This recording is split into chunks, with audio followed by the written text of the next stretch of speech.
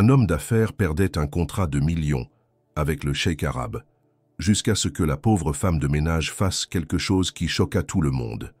Les vitres teintées de la salle de conférence, au dernier étage d'une des plus hautes tours de la Défense, laissant passer une lumière grise de fin de matinée parisienne.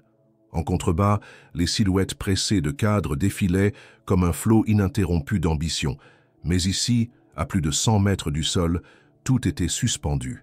Pierre Lambert, 44 ans, costume sombre sur mesure, cravate d'un bleu presque électrique, regardait fixement la table de verre devant lui. Il s'était préparé pour ce moment pendant des mois. Son entreprise, Lumisource, pionnière de l'énergie solaire intelligente, allait enfin franchir une étape décisive, signer un contrat colossal avec le cheikh Al-Mansour, figure énigmatique de la finance énergétique du Golfe, pour implanter ses technologies au cœur du désert saoudien. La pièce respirait le luxe discret. À l'opposé de la table, le cheikh, entouré de 2 conseillers vêtus de dish d'achat immaculées, consultait calmement un document imprimé sur papier ivoire. À ses côtés, son assistant personnel, un jeune homme à l'air vigilant, murmurait des précisions à l'oreille de son supérieur. À droite de Pierre, 2 cadres de son équipe. Une juriste d'origine suisse et le directeur financier gardaient une posture professionnelle, mais les regards trahissaient une légère tension. Le seul élément dissonant, celui que Pierre tentait de dissimuler à tout prix, se trouvait dans son téléphone posé discrètement à côté de sa main droite, un message reçu 1 heure plus tôt, laconique et dévastateur. « Problème familial. Je ne pourrai pas venir aujourd'hui. Désolé. » C'était tout ce que son interprète professionnel, engagé depuis 6 mois pour cet accord, avait trouvé à écrire avant de disparaître dans le silence. En un instant, toute la stratégie soigneusement bâtie s'effondrait. L'homme qu'il avait recruté pour fluidifier la communication avec le cheikh, garantir le respect des protocoles culturels et éviter tout faux pas diplomatique n'était plus là. Et aucun remplaçant n'était disponible dans un délai aussi court. Pierre avait brièvement envisagé d'annuler la réunion. Mais le cheikh, arrivé expressément à Paris pour cette signature, avait déjà pris place dans la salle. Pierre avait alors pris une décision désespérée. Il improviserait. Il utiliserait des applications de traduction en temps réel, glisserait des phrases simples en anglais, miserait sur le langage des chiffres et des schémas. Peut-être que la rigueur de son projet suffirait à convaincre. Il avait toujours su faire preuve d'assurance, même dans le chaos. Mais cette fois, c'était différent. Le silence du cheikh, ponctué de rares murmures en arabe, devenait lourd. Le moindre mot imprécis pouvait être interprété comme un affront. Pierre inspira profondément, activa l'application sur son téléphone et commença son exposé. Les mots se bousculaient, l'accent mécanique du traducteur numérique résonnait de manière presque comique dans la salle insonorisée. Il montrait les projections financières, les cartes thermiques des installations prévues, les courbes de rentabilité. Pourtant, il sentait le malaise s'installer. Le cheikh fronçait les sourcils, ses conseillers échangèrent des regards furtifs. L'atmosphère devenait de plus en plus tendue. Un moment de flottement survint lorsque Pierre, voulant souligner la neutralité carbone de ses installations, lança une phrase complexe que l'application traduisit avec hésitation. Le cheikh recula légèrement son siège, croisa les bras et s'adressa sèchement à son assistant. Le murmure qui suivit, bien qu'incompréhensible pour Pierre, sonna comme un désaveu. Un des conseillers du cheikh se pencha vers lui et lui parla à voix basse. Puis, d'un geste lent, le cheikh referma son dossier et posa ses mains sur la table, l'air résolu. Pierre comprit alors qu'il était sur le point de perdre l'opportunité la plus précieuse de sa carrière. Il se redressa, tenta un sourire forcé, mais le silence était devenu pesant. Personne ne parlait. Seul le bourdonnement du système de ventilation rompait la tension. À cet instant, le regard de Pierre croisa celui de son directeur financier, qui haussa légèrement les épaules comme pour dire « On a fait ce qu'on a pu ». La juriste, elle, fixait obstinément ses notes, comme si elle refusait d'être témoin de l'échec imminent. Pierre, lui, restait figé, partagé entre l'envie de crier sur tout le monde et celle de se lever pour supplier le cheikh de rester. Mais il ne fit ni l'un ni l'autre. Il tourna à nouveau son téléphone vers lui, tenta une autre phrase, une autre tentative de sauvetage désespérée. L'application traduisit à nouveau de manière bancale. Le cheikh serra les lèvres. L'un de ses conseillers referma son porte-document.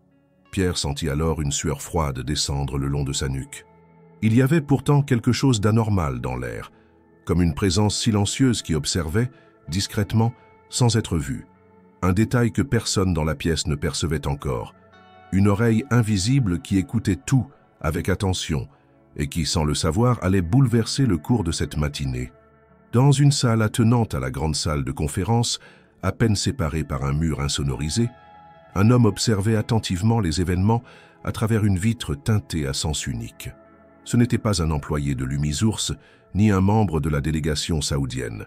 Son badge d'accès était provisoire, généré le matin même par une société de sécurité tierce sous couvert de maintenance technique. Il n'était pourtant ni technicien, ni informaticien, ni même sous-traitant légitime. Il s'appelait Alexandre Bresson, et depuis plus de 10 ans, il travaillait dans les zones grises du renseignement économique. Dans le silence contrôlé de cette pièce d'observation, Bresson notait chaque mouvement, chaque inflexion de voix, chaque haussement de sourcils. Il ne comprenait pas l'arabe, mais il n'en avait pas besoin. Ce qu'il cherchait, ce n'étaient pas des mots. C'étaient des gestes, des hésitations, des failles. Son regard se posait régulièrement sur Pierre Lambert, qu'il avait déjà croisé des années auparavant, lors d'un séminaire discret à Genève sur la cybersécurité industrielle.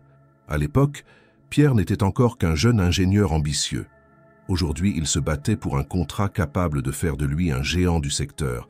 Ce que Pierre ignorait, c'est que Bresson avait été mandaté pour empêcher précisément cela. Commandité par un consortium anonyme d'intérêts concurrents, Bresson devait perturber l'accord sans se faire remarquer.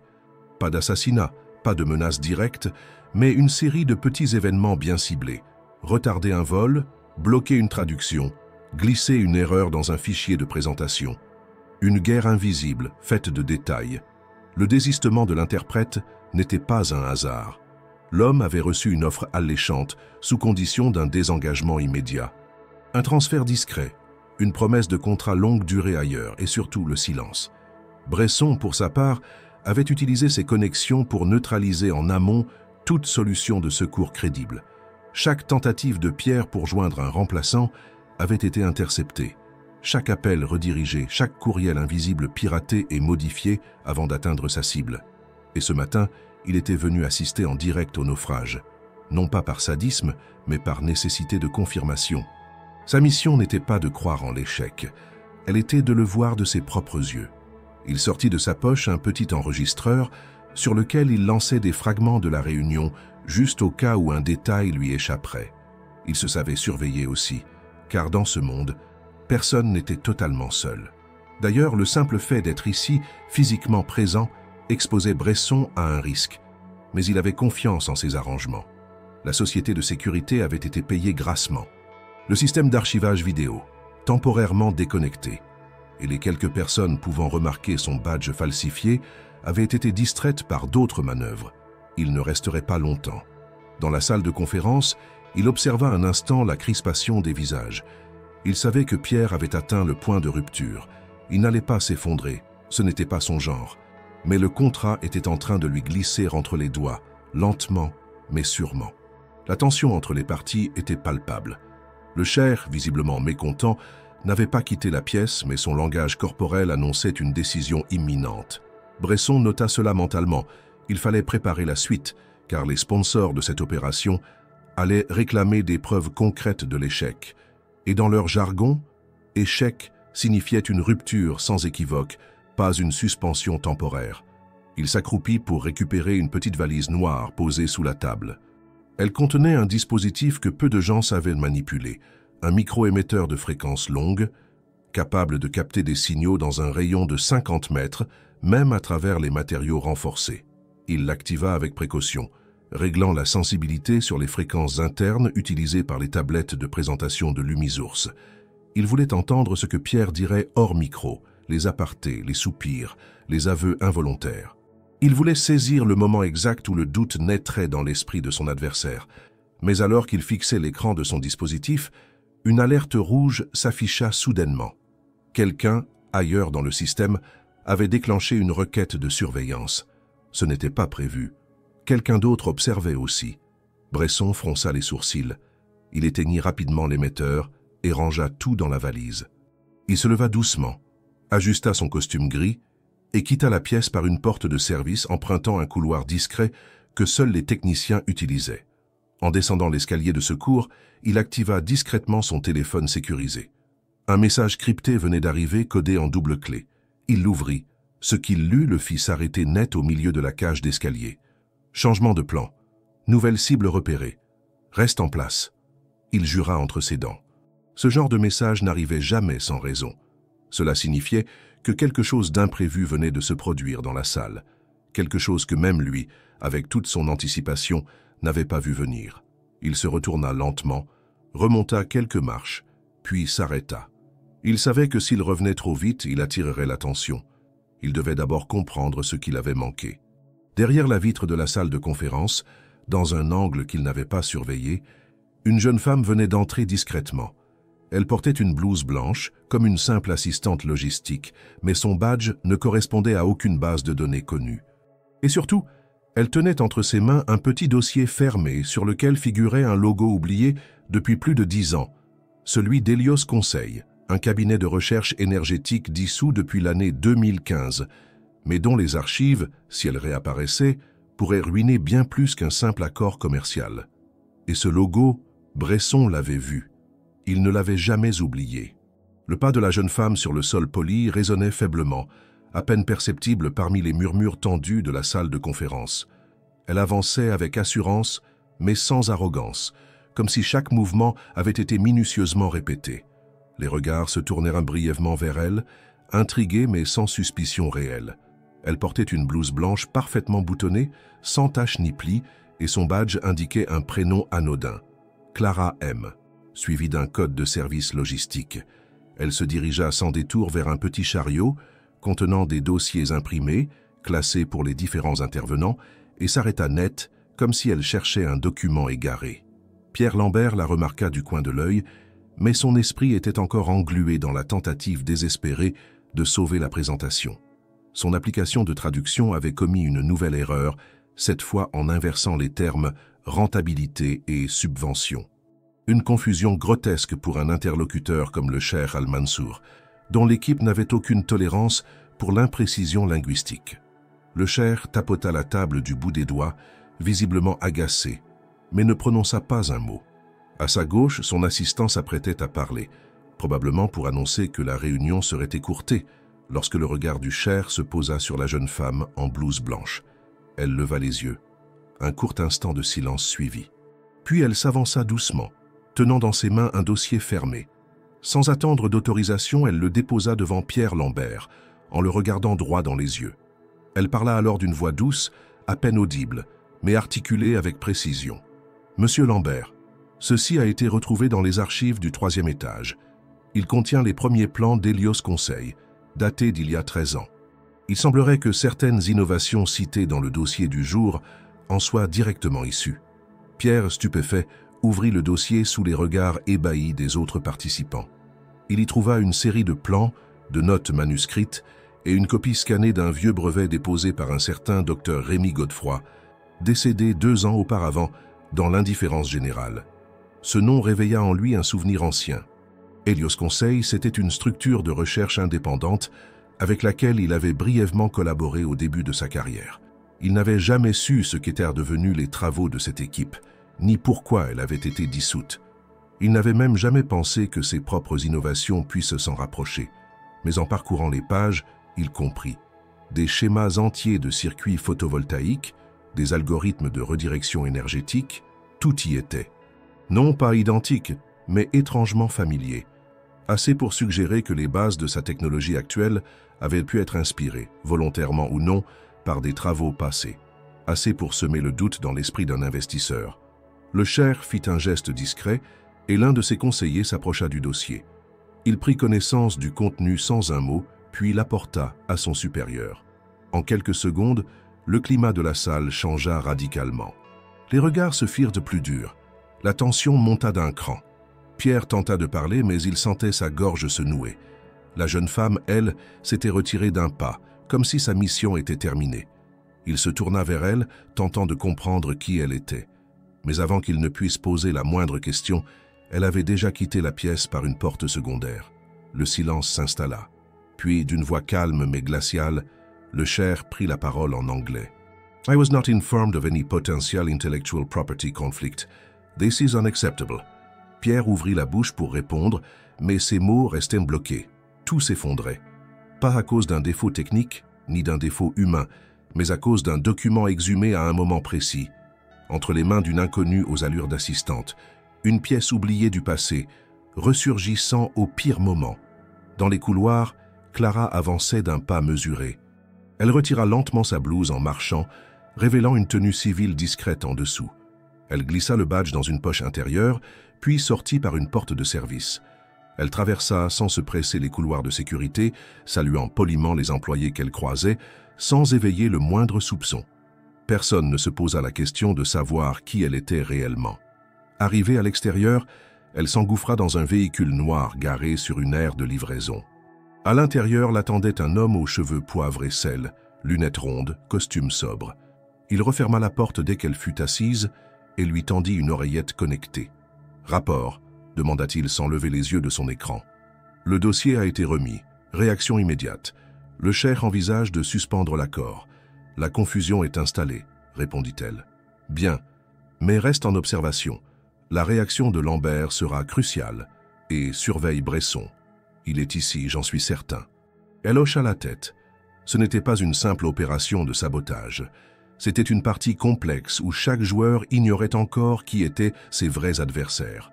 Le consortium qui avait mandaté Bresson n'était pas le seul à vouloir torpiller le projet de Lumisource. D'autres forces, plus discrètes, plus anciennes, avaient décidé d'intervenir. Pas pour de l'argent, pas pour le pouvoir immédiat, mais pour une idée. Une idée née il y a 13 ans dans les laboratoires d'Hélios Conseil, enterrée par des jeux politiques, des fusions industrielles et des oublis volontaires. Une idée que certains avaient jugée trop risquée, trop avant-gardiste, trop incontrôlable, et qui aujourd'hui refaisait surface, non pas pour être vendue, mais pour être révélée. Le silence qui suivit la déclaration du cheikh Al-Mansour fut plus destructeur que n'importe quel éclat de voix. Pierre Lambert resta figé, incapable de réagir. Ses mains tremblaient à peine, mais suffisamment pour qu'il s'en rende compte. Chaque respiration devenait un effort. Il tenta de reprendre la parole, mais le regard que lui lança l'un des conseillers du cheikh coupa court à toute tentative. L'accusation était implicite mais totale, et la présence du dossier estampillé Hélios sur la table lui donnait une gravité presque sacrée. Aucun argument logique, aucun graphique de rentabilité, aucun plan d'investissement n'avait plus de poids que ces quelques feuilles surgies d'un passé qu'il croyait révolu. Les membres de son équipe restaient muets. La juriste, d'un pâle maladif, tentait de lire à travers les documents.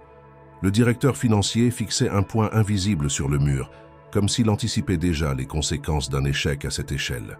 Pierre, lui, ferma les yeux quelques secondes, repassa mentalement les étapes de la conception de ces systèmes.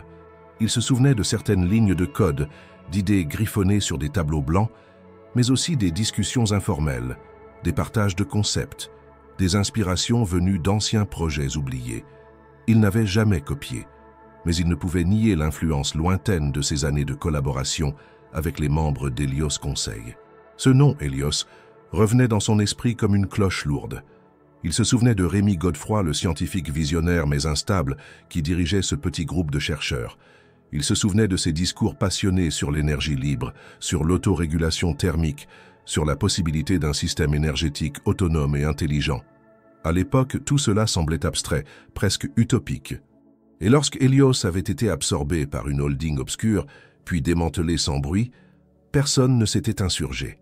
Pierre, comme tant d'autres, était passé à autre chose. Mais maintenant, ces fragments du passé le poursuivaient. Il demanda la permission de faire une pause, invoquant une nécessité logistique. Le cheikh acquiesça d'un geste lent.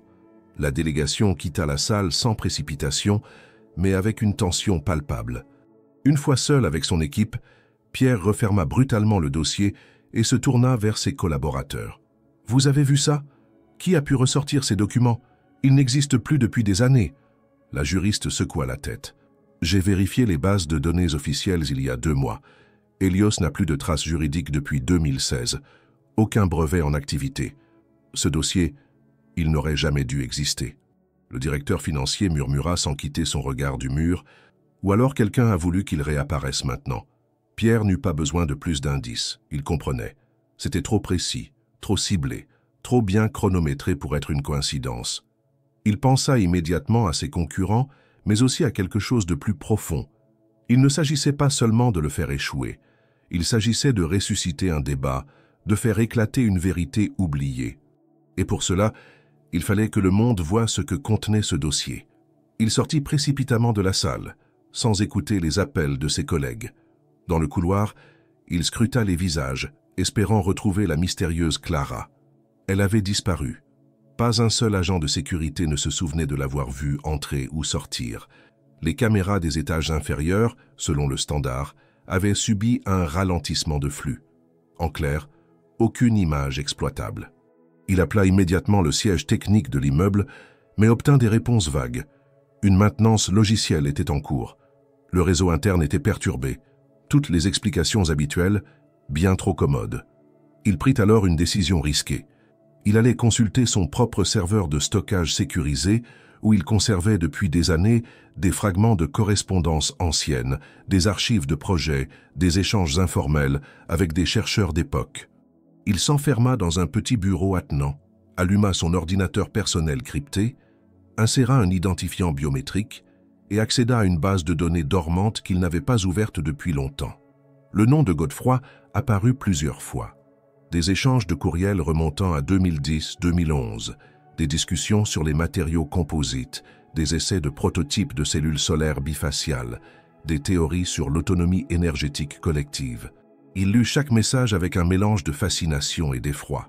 Plusieurs éléments qu'il pensait avoir inventés en solitaire prenaient soudain racine dans ces dialogues oubliés. Non pas des plagiats, mais des évolutions, des inspirations si lointaines qu'elles semblaient inconscientes. Et puis un message attira son attention, envoyé à Godefroy par un certain Monsieur Léandre, daté de janvier 2015. « Si l'un de nous disparaît, les travaux ne doivent pas mourir. Ils sont plus qu'une invention. Ce sont des outils. Ne les enterre pas, protège-les. » Il n'avait jamais vu ce message. Il n'était pas dans ses archives.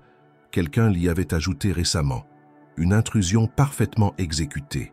Il sentit son sang se glacer. Cela signifiait que ses systèmes avaient été pénétrés, que quelqu'un connaissait l'accès à sa base la plus sécurisée, que l'ennemi n'était pas simplement un concurrent, mais un fantôme du passé, un ancien membre d'Hélios, un héritier, un justicier. Il se redressa. Il devait parler au Cher immédiatement. Non pas pour se défendre, mais pour raconter cette histoire, pour lui expliquer que rien n'était volé, mais que tout était issu d'une chaîne oubliée de pensées et de recherches, qu'il ne s'agissait pas d'une tromperie, mais d'une continuité. Il se précipita vers la salle principale, où la délégation saoudienne commençait à se réinstaller. Les regards étaient plus fermés qu'avant, les visages plus graves. Le dossier Hélios trônait toujours au centre de la table, comme un symbole. Pierre prit la parole avant même d'être invité. « Je sais ce que vous avez vu, et je comprends vos doutes, mais permettez-moi de vous montrer l'origine de mes travaux, pas dans les chiffres, dans les liens, dans les dialogues oubliés. J'ai gardé des archives, des échanges. Ce que vous voyez dans ce dossier n'est pas un plagiat. C'est une fondation, une base sur laquelle j'ai construit, pas pour voler, mais pour faire survivre une idée. » Il ne savait pas s'il l'écouterait. Il ne savait pas s'il était déjà trop tard. Mais pour la première fois depuis le début de la journée, il ne se battait plus pour son contrat. Il se battait pour la vérité d'un héritage scientifique et pour la mémoire d'une équipe qu'il avait, sans le vouloir, laissée derrière lui. Alors que les mots de Pierre résonnaient dans la salle de conférence, chacun réagissait à sa manière. Le cheikh Al-Mansour ne trahissait aucune émotion. Il écoutait en silence, les bras croisés, son regard toujours aussi impénétrable. À ses côtés, ses conseillers prenaient des notes, échangèrent des regards rapides, comme s'ils évaluaient en temps réel la crédibilité du discours. Derrière eux, un des agents de liaison de la délégation chuchotait discrètement à un interlocuteur invisible via une oreillette. L'ambiance n'était plus celle d'un simple rendez-vous d'affaires. On sentait la gravité des grandes décisions, celles qui engagent des nations et des générations. Pierre, debout au bout de la table, n'avait plus rien du PDG triomphant qu'il avait espéré être ce jour-là. Il parlait avec une sincérité presque brute, sans chercher à séduire ni à manipuler.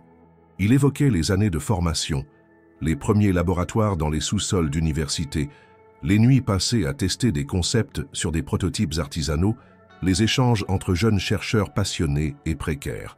Il prononçait des noms oubliés. Solène Mareuil, data scientist rebelle qui refusait toute structure hiérarchique. Idriss Benhammer, électronicien silencieux, mais génial. Erika Vadier, spécialiste des interfaces bioénergétiques, disparue sans laisser de traces en 2012. Il en parlait comme d'une famille perdue. Et en les évoquant, il réalisait à quel point cette époque, bien qu'éphémère, l'avait marqué. Il n'avait jamais songé à renouer avec eux. Le monde corporatif l'avait happé avec ses chiffres, ses échéances, ses rapports d'investisseurs. Mais aujourd'hui, ces noms revenaient frapper à la porte de sa conscience. Non comme des reproches, mais comme des rappels. Des fragments d'un serment tacite qu'il avait rompu sans s'en rendre compte. Un silence s'installa lorsque Pierre montra sur son propre écran une vieille vidéo datée de 2011. On y voyait 5 jeunes chercheurs réunis dans une pièce exiguë en train de discuter passionnément autour d'un tableau couvert de formules. C'était l'équipe d'Hélios Conseil. La caméra tremblait, les voix se chevauchaient, mais l'énergie était palpable. Au centre, Rémi Godefroy parlait des limites de l'exploitation solaire actuelle, de l'inertie des multinationales, du besoin de rupture technologique et politique. On l'entendait dire « Si nous ne faisons rien, dans 10 ans, ils auront verrouillé chaque molécule d'ensoleillement. » Une phrase prophétique. Lorsque la vidéo s'arrêta, le silence fut plus lourd encore. Le Cher pencha la tête, pensif. Il posa une question, cette fois en arabe. Son conseiller traduisit. Il demande pourquoi ces personnes n'ont jamais été créditées de leur travail dans les publications officielles de l'Humisource. Pierre prit une inspiration. Il répondit avec calme. Parce que j'ai été lâche. Parce que j'ai avancé seul, pensant que ce serait plus simple, plus rapide. Parce qu'à un moment, j'ai cessé de croire qu'ils étaient toujours là pour construire avec moi. J'ai tort.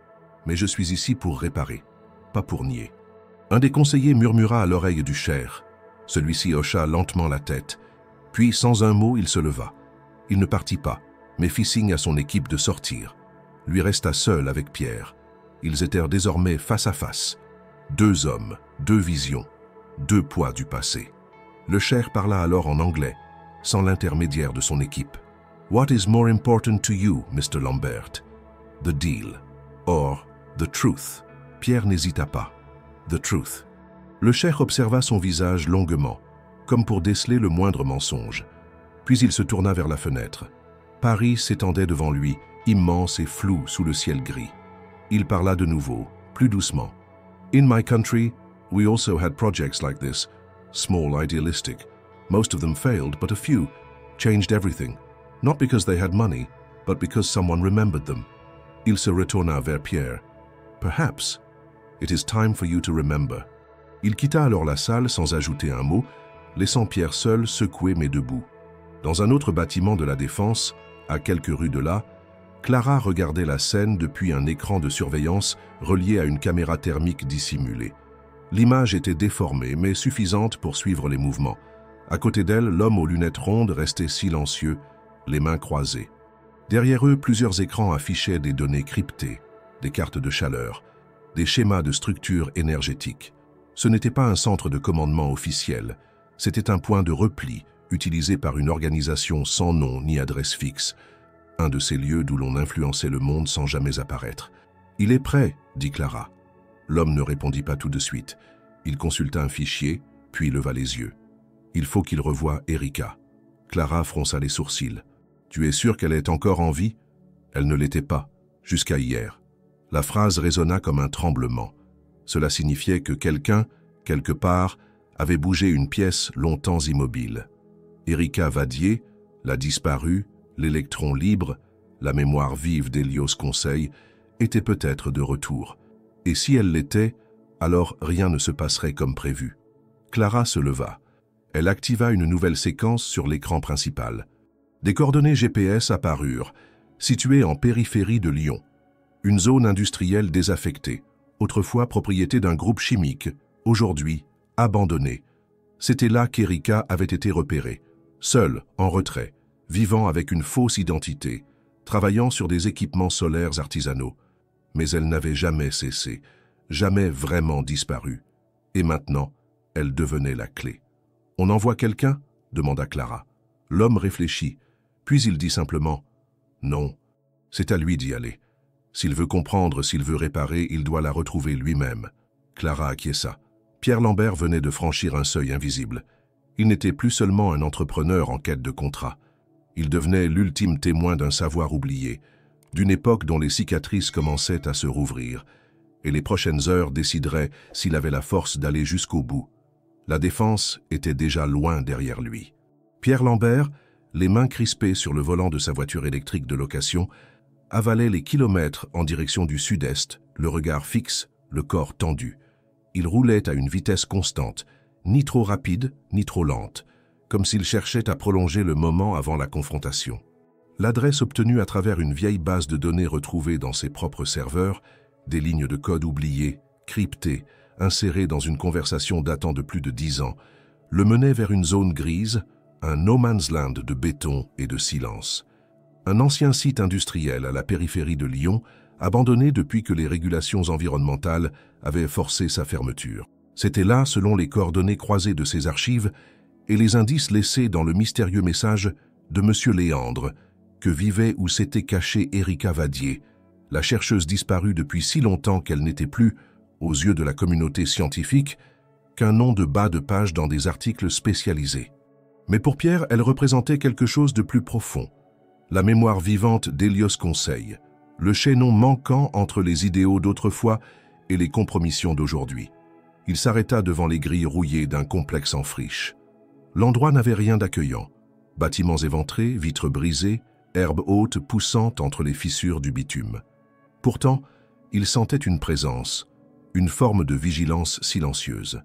Il descendit de voiture, referma la portière avec précaution et franchit la grille ouverte. Chaque pas résonnait sur le sol, comme un écho de son propre doute. Il traversa la cour, dépassa une rangée de containers abandonnés et atteignit enfin une porte métallique semi-ouverte d'où s'échappait une lumière blanche et stable. Il frappa doucement. Aucun son. Il entra. L'intérieur était bien différent de l'extérieur. Derrière la décrépitude apparente, un petit laboratoire artisanal avait été reconstitué. Table de travail, circuits imprimés, panneaux solaires miniatures, batteries modulaires, carnets ouverts, écrans allumés. Et au fond, une silhouette penchée sur un oscilloscope. « Tu es venu », dit une voix féminine sans même se retourner. Pierre s'arrêta net. La voix était la même. Calme, tranchante, légèrement rauque. Elle se leva lentement, se retourna. C'était bien elle, Erika Vadier. Son visage avait changé, les traits creusés, les cheveux courts, les yeux plus durs, mais il la reconnut immédiatement. Elle ne sourit pas, elle ne s'approcha pas. Elle l'observa longtemps, comme s'il était un phénomène à analyser. « Je ne savais pas si tu aurais le courage, dit-elle, ou si tu étais devenu un de ces types qui envoient des avocats au lieu de se déplacer. »« Je n'en vois plus personne, répondit Pierre. Elle haussa légèrement un sourcil, comme pour souligner l'ambiguïté de sa réponse. Puis elle fit un geste vers une chaise. « Assieds-toi. Tu veux du thé ou une confession ?» Il resta debout. « J'ai besoin de comprendre. Et j'ai besoin que tu m'expliques pourquoi ce dossier a réapparu aujourd'hui. » Elle le fixa. « Parce que c'était le moment. Parce qu'on t'a laissé croire que tu étais arrivé seul au sommet et que ça devait s'arrêter. » Pierre se rapprocha. Il regarda autour de lui. Tout ici respirait l'expérimentation, l'obsession de précision, mais aussi la solitude. Tu as continué à travailler. Malgré tout, je n'ai jamais cessé. Pendant que vous signiez des accords avec des fonds d'investissement, je recyclais du cuivre. Pendant que vous construisiez des sièges sociaux à Singapour, je démontais des modules pour comprendre pourquoi ils chauffaient trop vite. Hélios est mort, mais pas ses idées. Et si moi, je ne les portais pas, qui l'aurait fait? Pierre se sentit pris au piège de sa propre culpabilité. Il s'approcha d'un carnet ouvert, lut quelques équations, quelques croquis. Il reconnut certains schémas, des structures qu'il avait cru avoir développées seul. « Ce que j'ai construit s'appuie sur ce que nous avons commencé, » termina-t-elle. « Tu n'as rien volé, Pierre. Tu as juste oublié de regarder derrière toi. » Elle s'assit à son tour, croisa les jambes. « Mais tu n'es pas le seul fautif. Nous avons tous été naïfs. On croyait pouvoir changer le monde avec 3 logiciels libres et une caméra thermique. On s'est fait absorber. Certains ont vendu, d'autres ont fui. Moi, j'ai disparu. » Il s'assit enfin. « Alors pourquoi maintenant? Pourquoi ressortir ces documents? Pourquoi ce sabotage du contrat? Ce n'est pas un sabotage, c'est un rappel. Si tu signes ce contrat, tu dois savoir sur quoi il repose, sur quelle cendre, et tu dois décider si tu veux construire sur elle ou recommencer à neuf. Pierre resta silencieux. Erika ouvrit un autre fichier sur un vieil écran, un plan énergétique inédit daté de l'année précédente. Elle le lui montra. Ceci, c'est la version complète, ce que nous n'avons jamais osé publier. Un réseau auto-adaptatif, décentralisé, zéro perte. Trop risqué pour les grands groupes, trop libre. Il étudia le schéma, captivé. Tu veux que je l'intègre à Lumisource? Non. Je veux que tu choisisses. Soit tu continues ton ascension, avec ton nom en lettres d'or. Soit tu prends ce plan, tu le rends public, open source, libre, et tu redeviens ce que tu étais avant de tout signer. Pierre se leva, fit quelques pas. Il comprenait maintenant. Ce n'était pas seulement une question de technologie, c'était une éthique, une ligne à franchir ou à respecter. Tu me demandes de tout perdre. Je te demande de choisir ce que tu veux vraiment gagner. Il resta longtemps silencieux, puis il se tourna vers elle. Et si je décide de publier ça? Que se passera-t-il?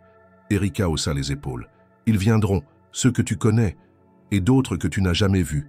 Ils essaieront de t'arrêter, de t'acheter ou de te détruire. Mais au moins, tu sauras pourquoi tu luttes. Pierre prit le dossier, le serra contre lui. Il savait que sa vie venait de basculer, qu'il n'y aurait pas de retour, qu'à partir de maintenant, chaque pas le mènerait plus loin de ce qu'il avait été et plus près de ce qu'il devait devenir. Il regarda une dernière fois Erika. « Tu vas rester ici? Non, je vais disparaître à nouveau, mais pas pour me cacher, pour continuer, là où il ne regarde jamais. » Elle sourit alors pour la première fois, un sourire triste et fier à la fois. « Bonne chance, Pierre. » Et il partit. Le silence de la route du retour contrastait violemment avec le tumulte intérieur de Pierre Lambert. Assis dans la voiture, les phares balayant les paysages nocturnes, il roulait sans musique, sans GPS, sans aucun autre son que le moteur électrique, discret comme une respiration. Le dossier que lui avait remis Erika Vadier reposait sur le siège passager, enfermé dans une simple chemise cartonnée. Et pourtant, il lui paraissait peser une tonne. Il contenait plus que des plans ou des chiffres. Il renfermait une vérité brute, une mémoire technique et humaine qu'il ne pouvait plus ignorer. Il savait, au fond de lui, que dès l'instant où il déciderait de le partager et de le révéler au monde, sa vie prendrait un autre cours. Il rentra à Paris à l'aube. La ville se réveillait lentement, les trottoirs baignés d'une lumière bleutée, les camions de livraison croisant les premiers coureurs matinaux. Pierre ne retourna pas chez lui. Il se rendit directement à l'un de ses anciens bureaux secondaires, un espace de coworking discret qu'il n'utilisait plus depuis des mois. Il possédait encore les codes. Il voulait du calme, de l'ombre, un endroit où réfléchir et travailler sans surveillance directe. Il s'installa à une table, déplia le dossier, étala les plans d'Erika, sortit son ordinateur et commença à coder. Il n'avait pas programmé lui-même depuis des années. Ses doigts étaient hésitants, maladroits au début, mais très vite, le rythme revint. Il reprit les algorithmes, les corrigea, les traduisit dans un langage plus universel. Il décida de créer une version épurée de la technologie présentée par Erika, suffisamment fonctionnelle pour être testée, mais pas assez détaillée pour qu'on puisse l'exploiter sans compréhension profonde. Il passa 2 jours entiers à tout organiser, sans sommeil réel, à peine quelques pauses pour avaler un café ou un fruit sec. Il sentait que le temps lui était compté, que cette impulsion devait être menée à bout avant que le doute ou les forces contraires n'interviennent. Pendant ces heures fiévreuses, il reçut plusieurs appels de ses associés. Tous restèrent sans réponse. Des messages vocaux l'implorèrent de rappeler, mentionnaient une réaction négative du cheikh Al-Mansour, l'annonce d'une suspension officielle des négociations, l'apparition du nom d'Hélios dans certains médias spécialisés. Les premières fuites commençaient, et avec elles, les premiers soupçons. On murmurait que Lumisource aurait utilisé des travaux non déclarés. Des journalistes parlaient d'anciens brevets oubliés, d'un réseau souterrain de chercheurs jamais reconnus. La pression montait, mais Pierre ne répondit à personne. Le 3e jour, au lever du soleil, il mit en ligne la première version du projet sous licence libre. Il l'intitula « Prométhée ». Il l'hébergea sur un serveur sécurisé en Estonie, sous une fausse identité numérique, et le partagea sur plusieurs forums spécialisés, plateformes de recherche collaborative et réseaux sociaux scientifiques. Le fichier était accompagné d'un manifeste simple, signé uniquement d'un prénom et d'un identifiant cryptographique. Le texte affirmait que cette technologie appartenait à tous ceux qui croyaient encore en une transition énergétique réellement partagée. Aucun nom, aucun logo. Juste un code, une conviction. Il savait que cela ne resterait pas anonyme longtemps. Dès que l'on analyserait le style de codage, la structure des données, les connexions indirectes, certains remonteraient jusqu'à lui. Et en effet, moins de 24 heures plus tard, les premiers signes apparurent. Des experts reconnurent dans le projet certaines signatures numériques propres à Lumisource. Des comparaisons furent faites avec des publications anciennes. Le nom de Pierre Lambert commença à apparaître sur des blogs techniques, des forums d'ingénierie, puis dans quelques médias spécialisés. On parlait d'un acte de sabotage interne, d'un lancement clandestin, voire d'une trahison stratégique. Ses associés le convoquèrent en urgence. Cette fois, il accepta de les rencontrer. Le rendez-vous eut lieu dans un hôtel particulier discret du 6e arrondissement. Autour de la table, 6 visages fermés l'attendaient. Le directeur financier, la juriste, 2 membres du conseil d'administration, un représentant du fonds d'investissement principal et une avocate extérieure. Pierre entra sans sourire, posa calmement son ordinateur devant lui et s'assit sans dire un mot. La première salve vint de l'avocate. « Monsieur Lambert, vous êtes accusé d'avoir violé plusieurs clauses de confidentialité, de sécurité industrielle et de propriété intellectuelle. Ce que vous avez fait pourrait entraîner des poursuites très lourdes.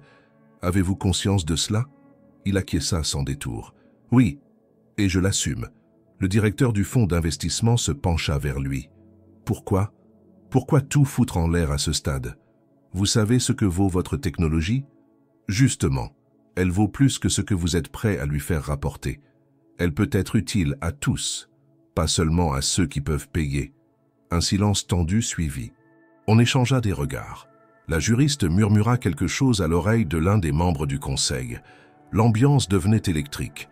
Puis un des administrateurs, plus âgé, parla avec une voix calme mais glaciale. « Ce n'est pas à vous de décider ce qui appartient à tous. Vous avez signé des accords. Vous avez levé des fonds. Vous avez des engagements. Ce que vous avez fait, c'est une désertion, une fuite. » Pierre le regarda droit dans les yeux. « Non, c'est un retour à ce que j'étais et à ce que cette technologie devait être depuis le début. » Ils comprirent alors qu'il n'y aurait pas de négociation possible, que Pierre Lambert avait changé de camp, non pas pour rejoindre une autre entreprise, mais pour rejoindre une idée. Pour eux, il était devenu incontrôlable. Pour lui, il avait enfin retrouvé le contrôle. En quittant la salle, il sut qu'ils allaient tenter de l'écraser. Il savait que des plaintes seraient déposées, que ses biens seraient gelés, que son nom serait traîné dans la boue. Mais il n'avait plus peur, car quelque part, il savait que Prométhée ne pouvait plus être arrêté. D'autres allaient s'en emparer. Des chercheurs, des hackers, des rêveurs. Et même s'il devait tout perdre, il avait déjà gagné. Ce soir-là, il retourna dans l'espace de coworking. Sur son écran, les statistiques de téléchargement explosaient. Des centaines, puis des milliers de personnes avaient déjà accédé au fichier. Des versions dérivées commençaient à circuler. Le code était vivant. Et il n'était plus seul. À mesure que les heures passaient, le projet Prométhée se propageait à une vitesse vertigineuse. Les serveurs hébergeant les premières versions du code source avaient été sollicités au-delà de leur capacité prévue, forçant des répliques à se former de façon autonome à travers des systèmes pair à pair. Les forums de cryptographie, les groupes d'ingénierie énergétique sur les réseaux sociaux, les plateformes de publication scientifique alternatives, tout s'embrasait. Une onde d'enthousiasme mêlée de confusion traversait les cercles technologiques du monde entier. Pour les uns, il s'agissait de l'émergence d'une nouvelle ère. Pour d'autres, d'une menace directe à l'ordre établi. Pierre Lambert, retranché dans une chambre exiguë d'un hôtel sans étoiles du 14e arrondissement, observait les données depuis un vieux terminal chiffré. Il ne dormait presque plus. La fatigue lui creusait le visage, mais son regard n'avait jamais été aussi lucide. Le matin même, il avait reçu une notification d'un service juridique. Une plainte officielle avait été déposée par le fonds d'investissement principal de Lumisource, accompagnée d'un gel partiel de ses avoirs personnels. La réponse était prévisible. Il la redoutait, mais elle ne l'étonnait pas. Ce qu'il n'avait pas anticipé, en revanche, c'était l'écho que sa décision allait provoquer au-delà des cercles scientifiques. Dans un lycée technique de Recife, Un professeur d'électronique partageait avec ses élèves une version simplifiée du module énergétique publié par Prométhée. À Nairobi, une start-up en énergie verte travaillait déjà sur une adaptation pour alimenter des zones rurales hors réseau. En Ukraine, un collectif d'ingénieurs bénévoles intégrait une partie du code dans un projet de microcentrale thermique destiné à des zones sinistrées.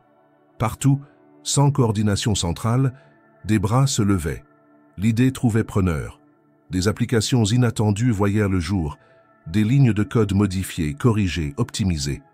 Et Pierre observait, incapable d'arrêter cette vague qui le dépassait. Mais tout le monde ne célébrait pas ce déferlement. Dans les bureaux ultra sécurisés d'une tour londonienne, un conseil d'urgence s'était réuni. Il regroupait les représentants de 3 grands groupes énergétiques transnationaux, 2 cabinets d'intelligence économique et une société spécialisée en cybersécurité contractuelle. Il n'était là pas intéressé par l'innovation. Il s'inquiétait du précédent. Si un ingénieur de haut niveau, président d'une entreprise en croissance, pouvait se retourner ainsi contre le système pour offrir un projet librement, rien n'empêchait d'autres de suivre. Il parlait d'effets dominos, de chaos méthodologique, de risques éthiques. L'un d'eux, un ancien diplomate reconverti en analyste géopolitique, prit la parole avec gravité. Ce n'est pas le code qu'il faut craindre, c'est ce qu'il symbolise. Il faut réagir avant que les États s'en mêlent. Un autre acquiesça. Nous devons neutraliser Lambert, non pas physiquement évidemment, mais socialement, professionnellement, le décrédibiliser, le présenter comme instable, imprudent, paranoïaque, créer un récit. Le plan fut lancé le soir même. Des articles anonymes commencèrent à apparaître sur certains médias, pointant les antécédents idéologiques de Pierre, exagérant ses liens passés avec des cercles activistes, insinuant des comportements déviants, des conflits internes jamais documentés. On parlait d'un homme isolé, obsédé par le contrôle, qui aurait voulu s'ériger en sauveur. Des influenceurs spécialisés en debunking technologique diffusèrent des critiques ciblées du code Prométhée, affirmant qu'il comportait des failles, des incohérences, qu'il n'était pas si révolutionnaire. On manipula des données, sortit des citations de leur contexte, créa de fausses courbes. Pierre vit tout cela se déployer comme un filet de poison. Il savait que ce n'était qu'un début. Mais à chaque attaque, une réponse surgissait. Des chercheurs indépendants validaient ses choix. Des collectifs reprenaient les concepts et les raffinaient. Une guerre narrative s'engageait. Chaque jour, de nouveaux contributeurs rejoignaient les canaux de discussion du projet. Des propositions affluaient, amélioration des circuits, adaptation aux climats extrêmes, miniaturisation pour usage domestique. Le projet ne portait plus son empreinte seul. Il était devenu collectif. Un soir, alors qu'il consultait les nouveaux dépôts sur l'un des serveurs miroirs, Pierre reçut un message anonyme. Pas un spam, un fichier. Aucun mot, aucune signature. Juste une vidéo. Il l'ouvrit. C'était une séquence vieille de 15 ans. Une réunion interne d'Helios Conseil. L'image était floue, le son haché, mais l'essentiel était là. Rémi Godefroy parlait entouré de ses collaborateurs. Il exposait une hypothèse jamais testée à l'époque. Un réseau énergétique autogéré par l'interaction entre des unités locales autonomes capables de résister aux coupures massives, aux fluctuations de marché, à la corruption politique. Il disait cette phrase, simple et déterminée. On ne veut pas conquérir le monde. On veut que le monde n'ait plus besoin d'être conquis. Pierre resta figé. Cette vidéo n'était jamais sortie. Elle n'était pas dans ses archives, ni dans celles d'Erika. Elle avait été enregistrée en secret, par quelqu'un d'autre, quelqu'un qui, manifestement, avait décidé que le moment était venu de la révéler. Il la diffusa sur les canaux du projet Prométhée. En quelques heures, elle fit le tour du monde. Ce fut un point de bascule. Les critiques devinrent plus féroces, mais les soutiens aussi. Des figures publiques prirent position. Des enseignants, des ingénieurs à la retraite, des militants écologistes, des jeunes chercheurs. Certains parlaient de révolution douce, d'autres de retour au partage. Mais tous s'accordaient à dire une chose. Ce projet posait une question que le monde n'osait plus poser depuis longtemps. À qui appartient l'énergie? Et qui décide de son avenir? Pierre comprit alors qu'il ne pourrait plus jamais reprendre une vie normale, qu'il n'aurait plus jamais de bureau dans une tour climatisée, plus jamais de réunion avec des investisseurs en costume. Mais ce qu'il avait maintenant, il ne le troquerait pour rien. Une voix, un souvenir résonna en lui, celle d'Erika. Tu dois choisir ce que tu veux vraiment gagner. Il savait qu'il avait choisi, et que le vrai combat ne faisait que commencer. Le matin se levait lentement sur Paris, couvrant la ville d'un voile doré qui effleurait les toits comme une caresse fragile. Mais pour Pierre Lambert, il n'y avait plus de différence entre le jour et la nuit. Il vivait dans une sorte de suspension temporelle, un entre-deux dans lequel chaque seconde comptait, où chaque nouvel événement pouvait tout faire basculer. Il savait que les forces qu'il avait réveillées ne se contenteraient pas de le combattre à distance. Les attaques juridiques et médiatiques n'étaient que le prélude. Bientôt viendraient les tentatives de déstabilisation interne, les infiltrations, les ruptures stratégiques, et il fallait se préparer. C'est dans cet état d'alerte constant qu'il reçut une communication inattendue, un message simple sans adresse apparente, avec une ligne unique. « Tu n'es plus seul. Rendez-vous aujourd'hui, 17 h, Jardin des Plantes, Porte Nord. » Aucun nom, aucun indice. Mais il comprit. Ce message ne venait ni d'un journaliste, ni d'un curieux, ni d'un opposant. Il venait de ceux qui l'avaient oublié, les anciens membres d'Hélios Conseil. Il se rendit au rendez-vous en avance, s'asseyant sur un banc proche de la grille en fer forgé, entre deux arbres centenaires. Les familles passaient sans le voir, les enfants couraient, les touristes prenaient des photos des cerfs exotiques. Il se sentait étrangement calme, comme si cette attente faisait partie d'un rituel ancien, une dette à honorer. À l'heure dite, une silhouette s'approcha. Un homme grand, mince, les cheveux poivre et sel. C'était Idriss Benhammer. Il n'avait pas changé ou si peu. Toujours ce regard profond, cette démarche lente, comme s'il pesait chaque pas. Il s'assit sans dire un mot. Pendant quelques secondes, ils restèrent silencieux. Puis Idriss parla, la voix douce. « Tu t'en souviens de notre dernier jour chez Hélios ?» Pierre hocha la tête. Il s'en souvenait trop bien. Le chaos, la fermeture brutale, les promesses non tenues, les dossiers confisqués, les regards fuyants. « Tu avais dit que tu ne voulais plus jamais jouer à l'alchimiste, » reprit Idriss. « Et pourtant te voilà, avec Prométhée, un feu nouveau pour un vieux monde. » Pierre baissa les yeux. « J'ai trop attendu.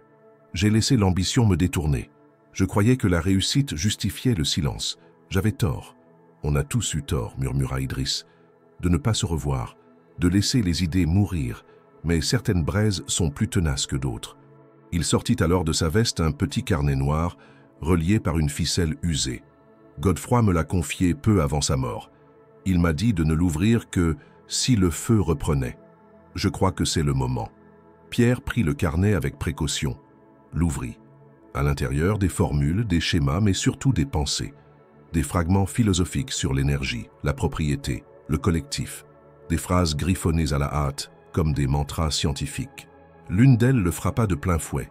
L'énergie qui libère est celle qu'on ne peut posséder. Il referma le carnet lentement, comme s'il contenait quelque chose de sacré. « Combien d'entre nous sont encore là ?»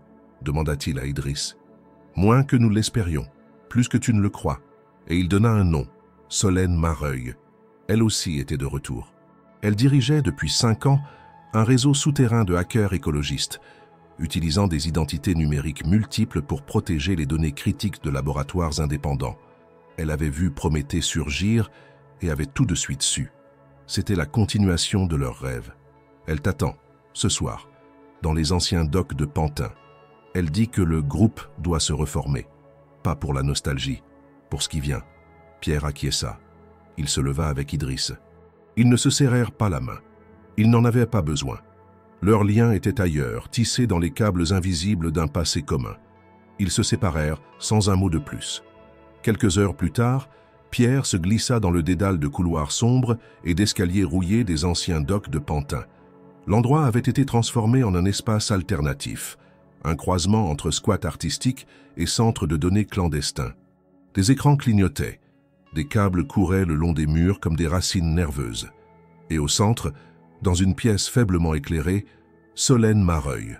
Elle avait toujours la même intensité dans le regard, mais son corps portait les marques de la lutte, cicatrices, fatigue, mais une force indéniable. Elle l'observa entrer, le toisa sans hostilité.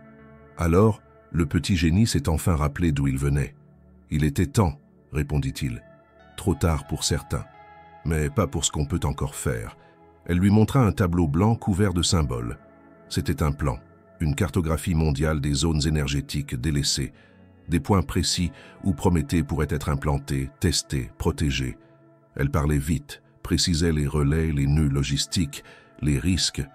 Elle n'attendait pas qu'ils suivent. Elle savait qu'ils suivraient. Ce qu'on a maintenant, c'est une fenêtre. 3 semaines, peut-être 4, avant que le système réagisse pour de vrai, avec des armes qu'on ne pourra plus contrer. Pierre comprenait.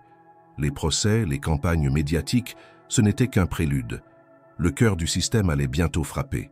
Il fallait avancer vite, plus vite que les procédures, que les menaces, que la peur. Solène reprit, plus grave. Tu dois apparaître publiquement, pas seulement comme le fondateur, comme un catalyseur. Il faut qu'on te voie, qu'on sache que tu existes, que tu n'as pas peur. C'est ça qui inspire les autres à sortir de l'ombre. Il acquiesça. Et après? Après? Reprit-elle. On verra. Mais si on réussit, ils ne pourront plus tout rattraper. Le monde aura changé, même un peu. Cette nuit-là, Pierre Lambert grava un message vidéo. Sobre, direct, sans montage. Il expliqua son parcours, sa rupture, ce qu'était Prométhée, pourquoi il avait tout lâché, ce qu'il espérait. Il ne demanda pas pardon. Il ne réclama rien. Il proposa seulement une voie. Et au fond de ses yeux, on lisait une certitude nouvelle. Il n'était plus en fuite. Il était en marche. Le lendemain, la vidéo fut partagée par des milliers, puis des millions. Le visage de Pierre devint public. Mais il n'était plus un patron. Il était devenu un symbole. La vidéo de Pierre Lambert se propagea comme un incendie dans une forêt asséchée, partagée, analysée, traduite, reprise dans des dizaines de langues. Elle dépassa très vite le cercle des initiés et des technophiles. Elle entra dans les foyers, sur les téléphones, dans les écoles, les zones rurales, les squats urbains, les communautés autonomes, les conférences d'ingénierie. Elle circula aussi dans les arcanes du pouvoir, dans les conseils d'administration, les ministères de l'énergie, les laboratoires privés sous contrat gouvernemental. Partout, elle provoqua une réaction. Enthousiasme, colère, espoir, peur. Jamais indifférence. Mais avec la lumière vint l'ombre. 3 jours après la publication de la vidéo, l'espace de coworking où Pierre avait établi ses premières bases opérationnelles fut perquisitionné par des agents civils non identifiés. Aucun mandat n'avait été présenté. Aucun rapport officiel ne fut rédigé. Les serveurs furent saisis, les disques durs effacés. Lorsque Pierre revint sur place, il ne trouva qu'un silence étouffant et une trace de poudre blanche sur le sol, résidu classique de dispositifs électromagnétiques utilisés pour désactiver les circuits. Il ne retourna plus jamais dans un endroit identifiable. Solène, Idriss et les autres mirent en place un protocole de déplacement sécuritaire.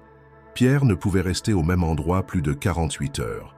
Il alternait entre appartements d'amis, anciens squats réhabilités, péniches abandonnées sur la Seine, hangars semi-légaux. On brouillait ses trajets, ses connexions, ses communications. On n'utilisait plus de téléphone classique. Les réunions se faisaient en face à face avec des mots de passe en mutation constante, mais cela n'empêcha pas les fuites. Un matin, une adresse de l'un des centres relais fut compromise. Un petit laboratoire improvisé à Marseille, où une équipe travaillait à l'adaptation de Prométhée pour des panneaux solaires urbains, fut attaqué.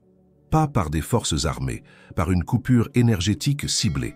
Un drone civil, hacké, largua une microcharge électromagnétique au-dessus du bâtiment. Aucun blessé, mais des mois de travail détruits en quelques secondes. L'opération ne fut revendiquée par personne. Et pourtant, tout le monde comprit le message. Désormais, le combat n'était plus économique. Il était tactique. Pierre décida de réagir. Pas par la violence, par la transparence. Il lança ce qu'il appela la vague ouverte. Chaque cellule de recherche du réseau Prométhée, chaque contributeur, chaque modificateur, devait publier librement ses résultats, sans centralisation. Plus aucune version ne serait contrôlée par une entité unique. Plus aucune stratégie cachée. Le savoir serait disséminé comme des graines au vent. L'équipe développa un protocole d'accès, un système modulaire d'archivage dans des bases de données fragmentées à travers le monde, hébergées parfois dans des universités, parfois sur des serveurs indépendants, parfois même dans des réseaux obscurs, illisibles pour les outils d'analyse classiques. Mais cela déclencha une nouvelle riposte. Le visage de Pierre devint omniprésent dans les médias dominants, non pas glorifié, mais déformé.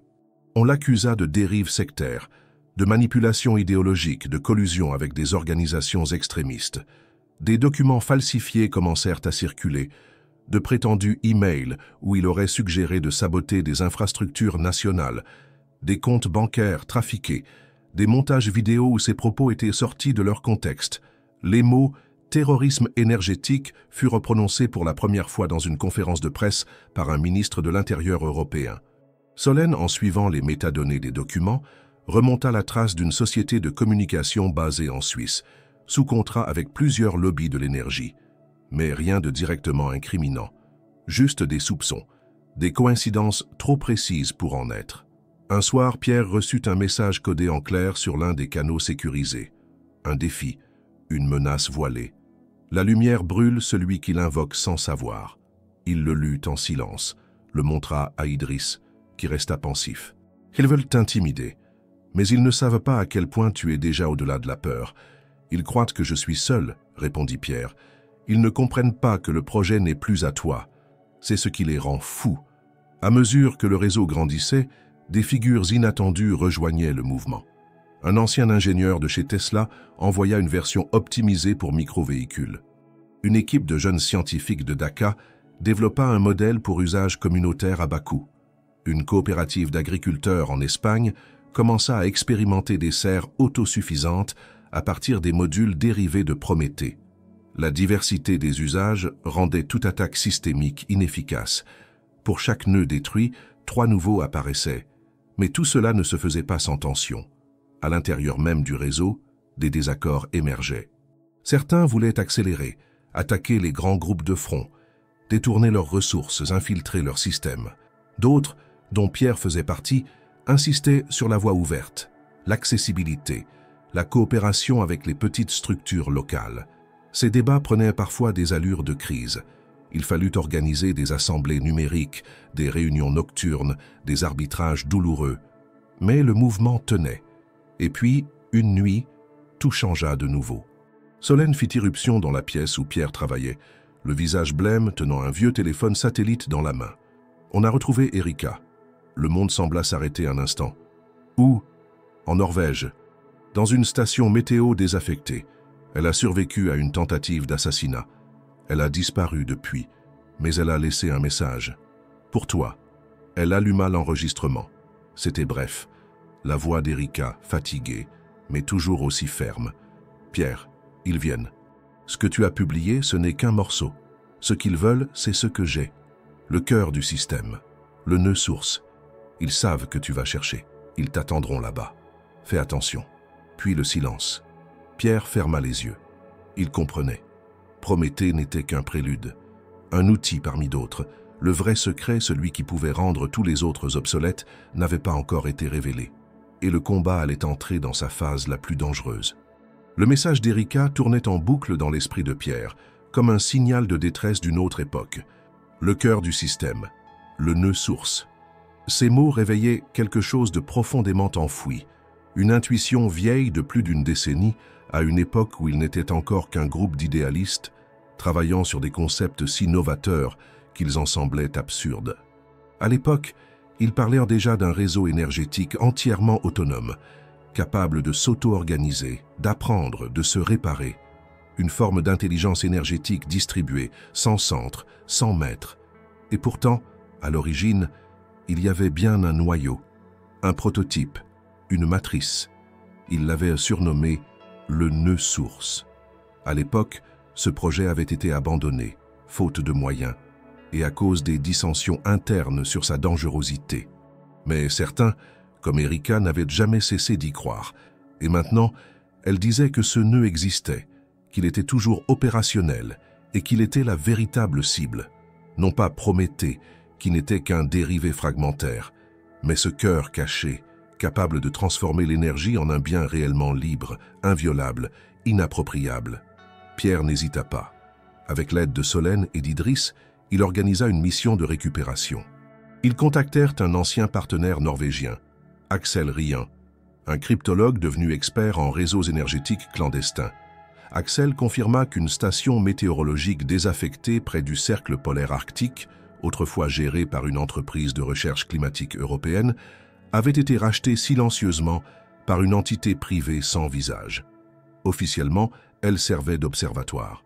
En réalité, c'était un bunker technologique, protégé par des protocoles de sécurité avancés, des drones de surveillance et un brouillage systématique de tout signal entrant ou sortant. L'équipe partit dans la plus grande discrétion, vols séparés, itinéraires indirects, identités multiples. Ils se retrouvèrent à Tromsø, une petite ville portuaire du nord de la Norvège, avant de s'enfoncer en motoneige dans les terres gelées, sous une aurore boréale éclatante. Le froid était mordant, mais ils n'avaient pas le luxe de la lenteur. Ils savaient que d'autres cherchaient aussi. Des forces bien mieux équipées, mieux armées, sans scrupules ni délai. Après plusieurs heures de progression, ils atteignirent enfin l'installation. Une structure basse, à moitié enfouie sous la neige, dont seule l'antenne dépassait. Axel neutralisa le premier niveau de surveillance grâce à un signal de saturation thermique. Idriss ouvrit l'accès via un système magnétique de son invention, inspiré de vieux mécanismes soviétiques.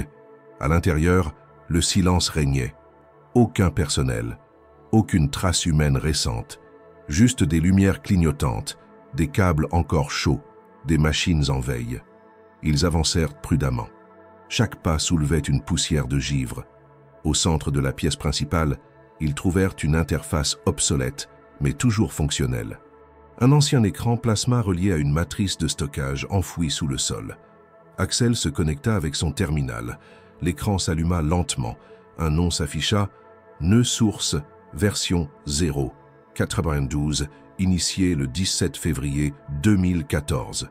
Pierre sentit son cœur s'accélérer. C'était bien réel. Erika n'avait pas menti. Ils accédèrent à l'arborescence des fichiers, des milliers de lignes de code, des schémas de réseau, des algorithmes d'apprentissage énergétique. Mais aussi et surtout, un protocole d'autoduplication.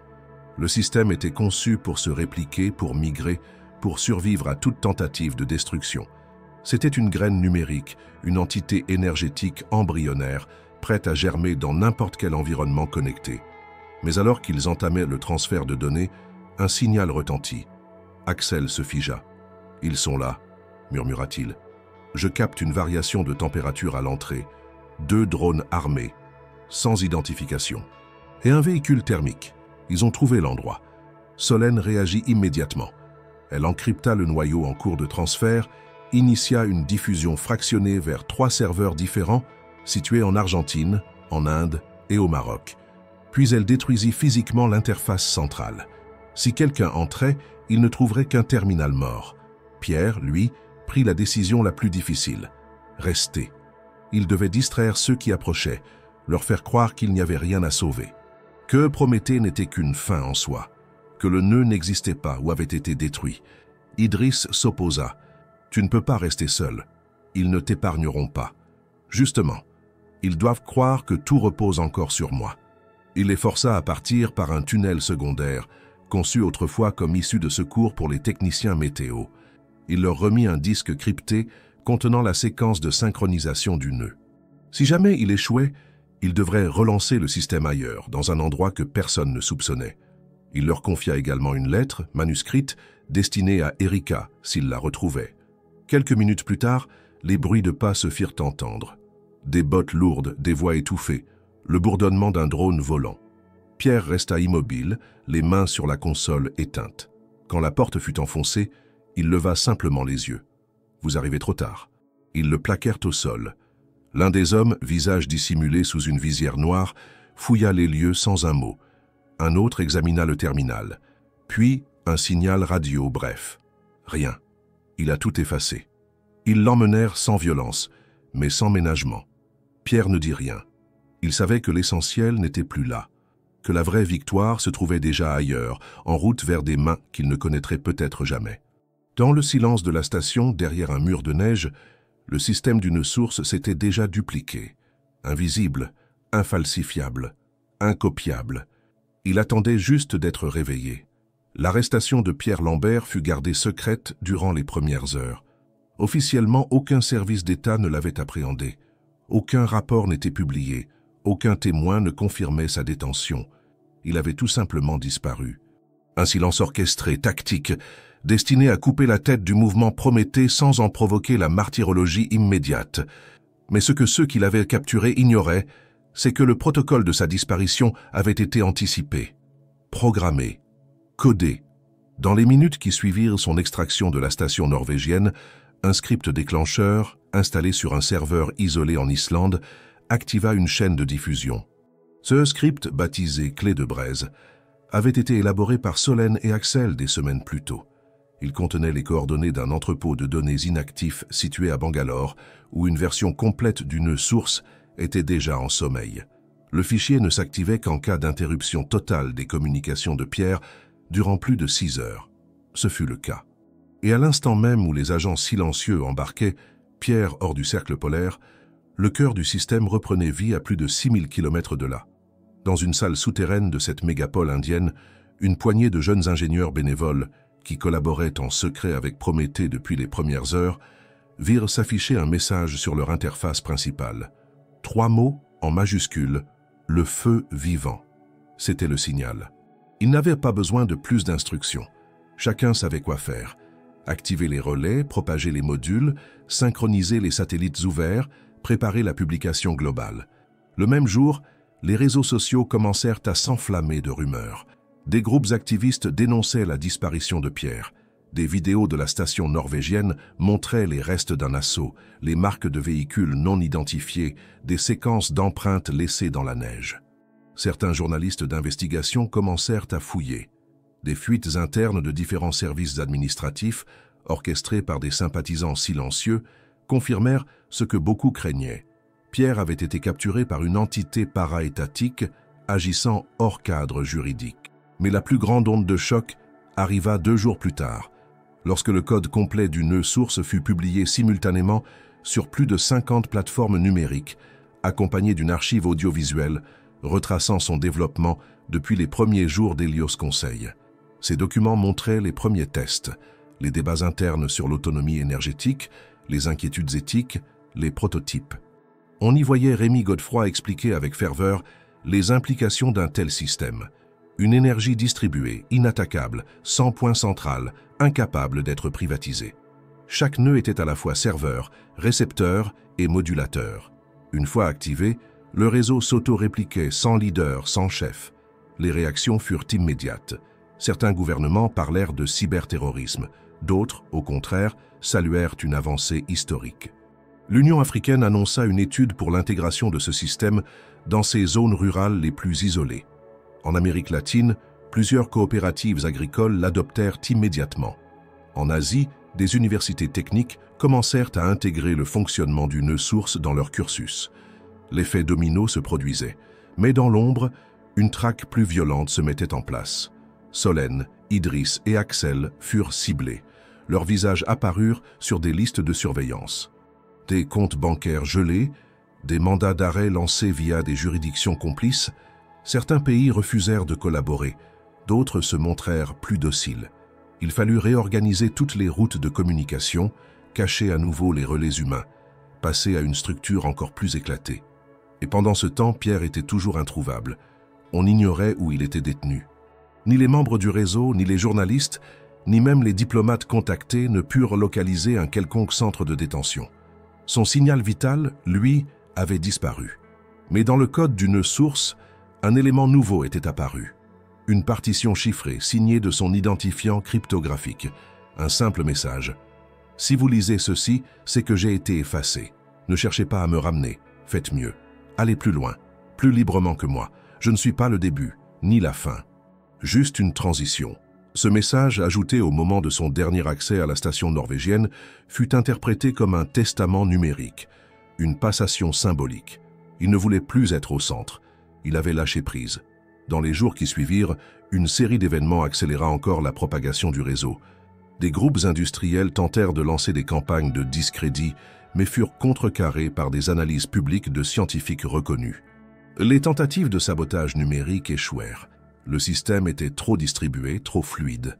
Chaque tentative de le ralentir semblait, paradoxalement, le renforcer. Une figure inattendue émergea dans ce nouvel écosystème. Un adolescent de 16 ans, vivant à Recife, qui parvint à intégrer le nœud source dans un système de pompes hydrauliques solaires à bas coût, permettant d'irriguer des zones semi-arides. Sa vidéo de démonstration, publiée depuis un téléphone rudimentaire, devint virale. Ce n'était plus Pierre Lambert que l'on montrait à l'écran. C'était lui, ce garçon anonyme, devenu l'un des visages du changement. Le mouvement n'appartenait plus à personne. Il avait dépassé ses fondateurs. Il était devenu une idée vivante, un réseau de pensée, une technologie dissoute dans la volonté collective.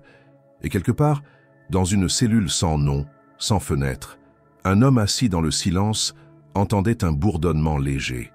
Pas un bruit mécanique, un souvenir. Une voix, peut-être la sienne, répétant en boucle ce mantra qu'il s'était juré de ne jamais oublier. L'énergie qui libère est celle qu'on ne peut posséder.